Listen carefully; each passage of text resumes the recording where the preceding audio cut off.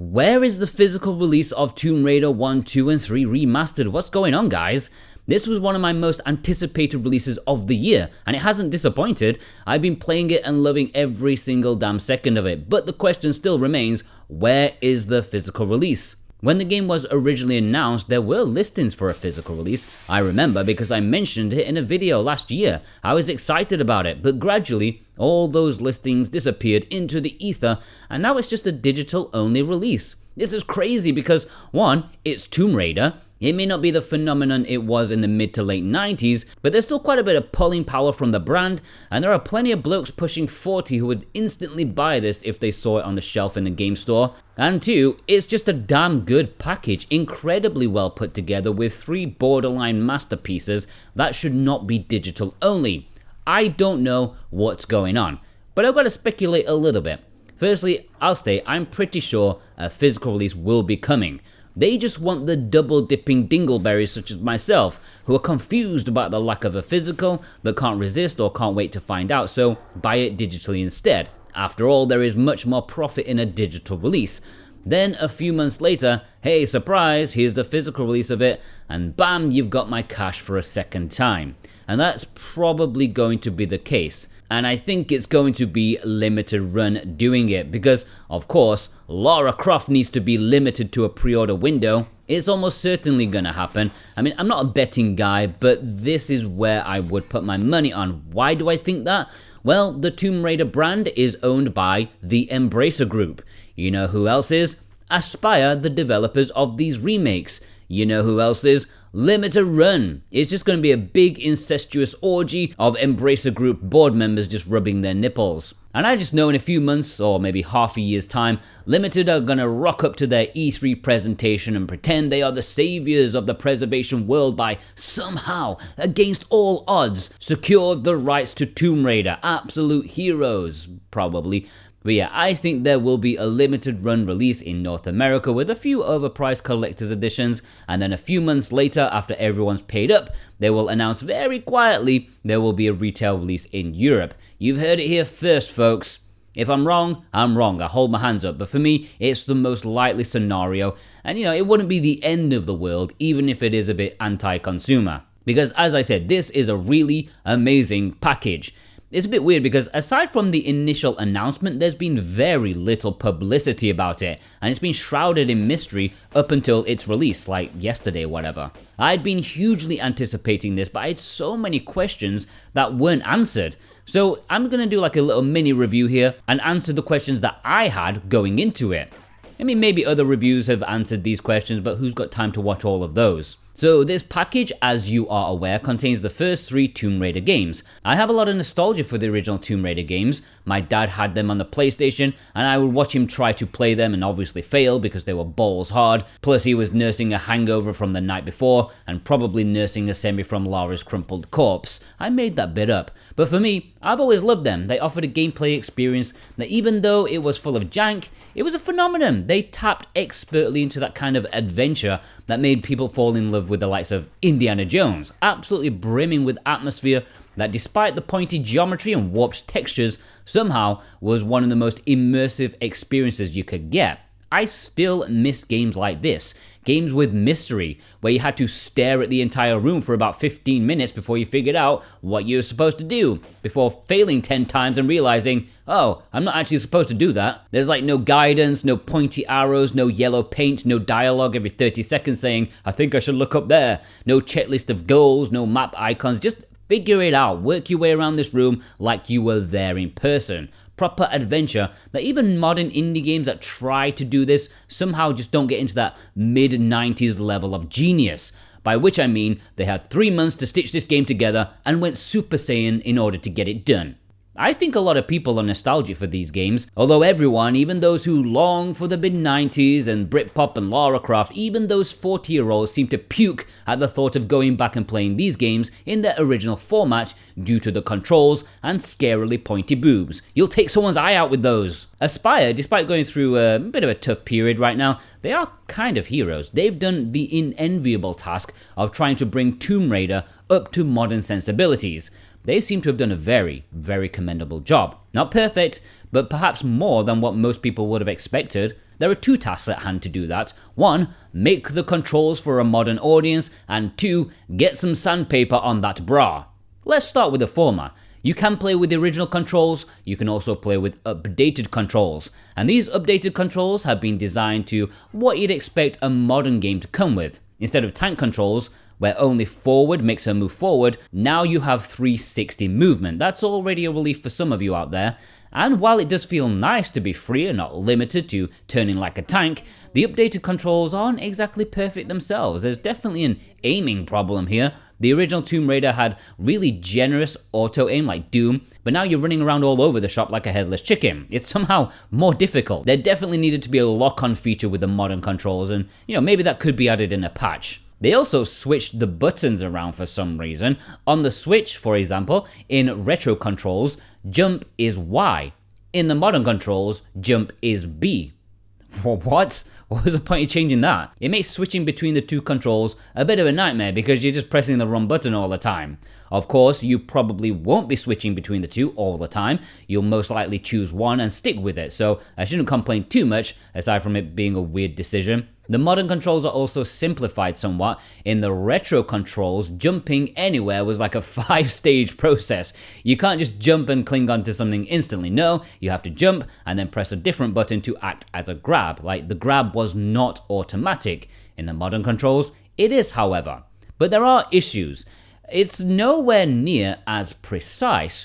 Due to the free movement, it's way harder to line your jumps and positioning, which is absolutely key in these games. There's way less nuance, and I found I could play the game much better with the retro controls. And I don't want to be that guy. I really don't want to be that guy, but when there's something I have to say, I just gotta say it. The old control scheme is perfect. What are you guys talking about saying it's unplayable and archaic? They're literally perfect for platforming. And the only issue is taking the time to learn them. Lara is so nimble, and pulling off moves and jumps isn't difficult at all as long as you know what the controls are capable of. And it's weird because I went into this thinking that they are old and outdated, but I've come out of this and realized how amazing they actually are. Okay, for combat, it's not great, but even then it's better at combat than the modern controls.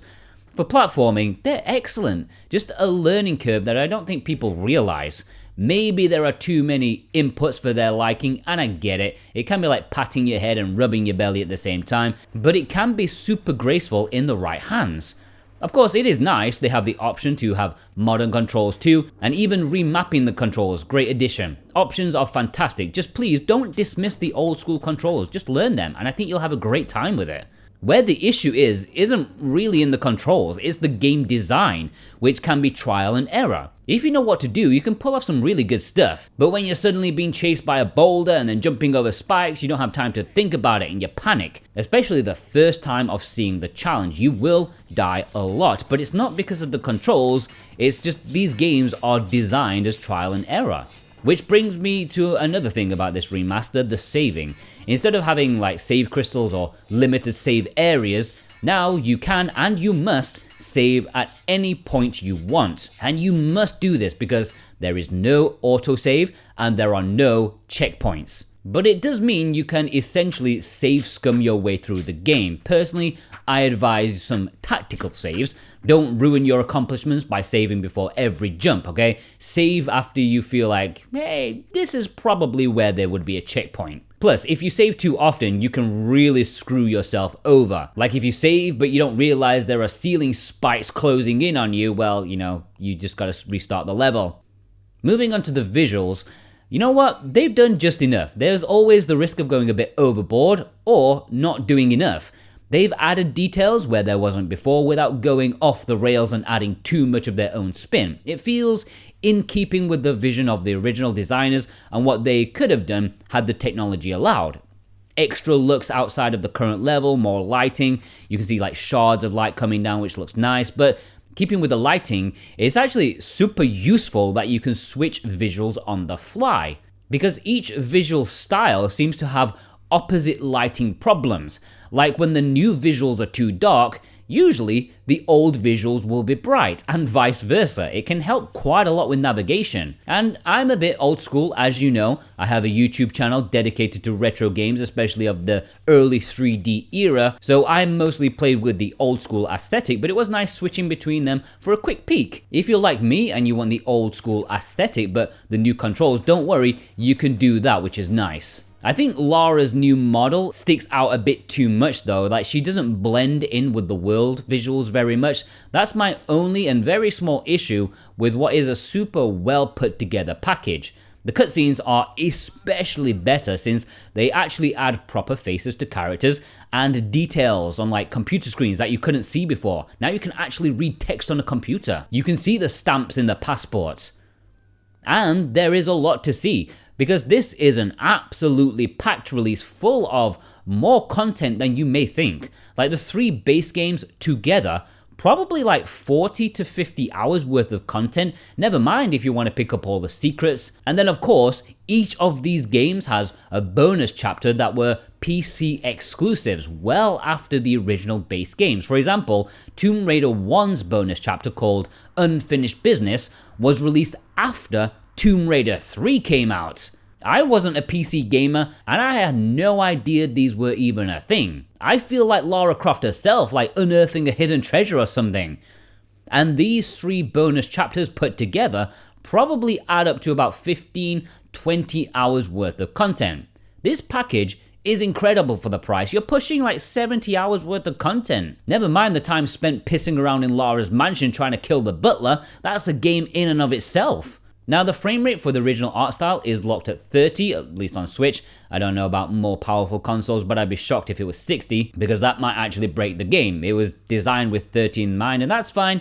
It looks perfectly alright, and I've got to be honest, having these old school textures and stuff in 60, that's just always kind of wrong to me. The updated visuals run at 60 and seemingly perfectly so. I haven't done any analysis, but I didn't notice any drops at all. Now the one big question I had, apart from the physical release, can you still do the cheats? And it seems so. I obviously didn't try them all, but in Tomb Raider 3 I was nicely pulling out a rocket launcher with the all weapons code from the PlayStation release.